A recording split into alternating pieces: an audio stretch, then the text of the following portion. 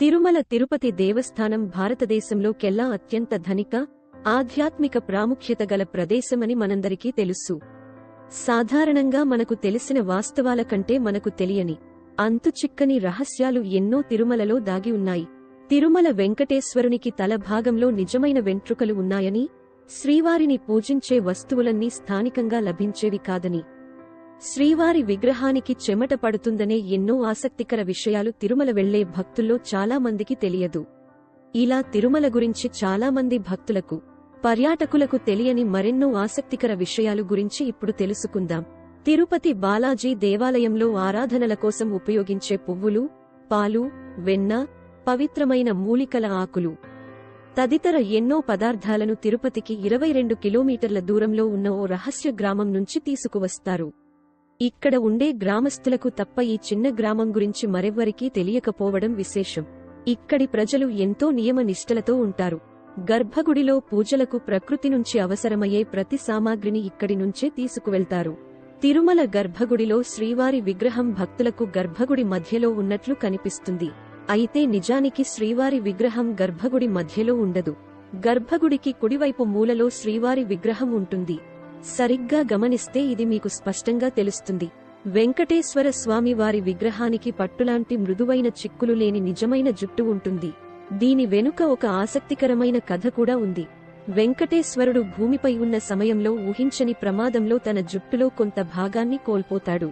ఇది గమనించిన నీలదేవి అనే గాంధర్వ యువరాణి తన జుట్టులో కొంత భాగాన్ని కత్తిరించి శ్రీవారికి ఇస్తుంది.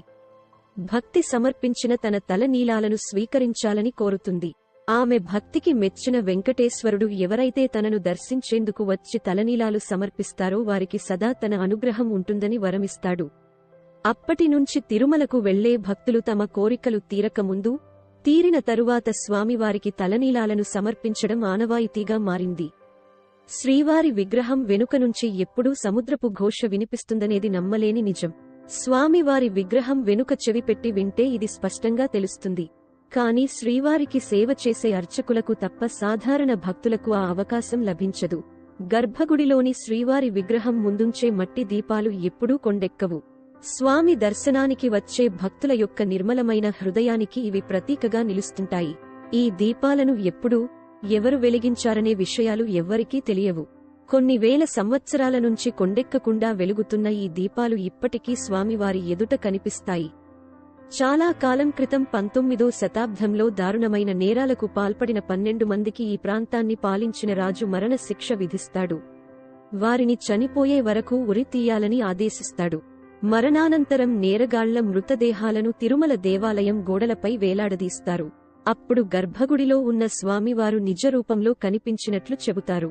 శ్రీవారి విగ్రహం ఎప్పుడూ తేమతో నిండి ఉంటుంది. పూజారులు ఎన్నిసార్లు దానిని పొడిగా చేద్దామని ప్రయత్నించినా విగ్రహం మళ్లీ మళ్లీ తడిగా మారడం ఇప్పటికీ విస్మయం కలిగించే విషయానికి. ముడి కర్పూరం లేదా పచ్చ కర్పూరంను ఏదైనా రాతికి పూస్తే ఆ రాయి అతి కొద్ది కాలంలోనే పగుళ్లకు గురై విచ్ఛిన్నమవుతుందనేది శాస్త్రీయంగా నిరూపితమైన నిజం. కాని శ్రీవారి విగ్రహానికి నిత్యం పచ్చ కర్పూరం రాస్తున్నా ఏమాత్రం చెక్కుచెదరకపోవడం ఆశ్చర్యకరం. దీన్ని బట్టి శ్రీవారి విగ్రహం భూమిపై ఎక్కడా లేని అరుదైన రాతితో ఏర్పడినట్లు భావిస్తారు.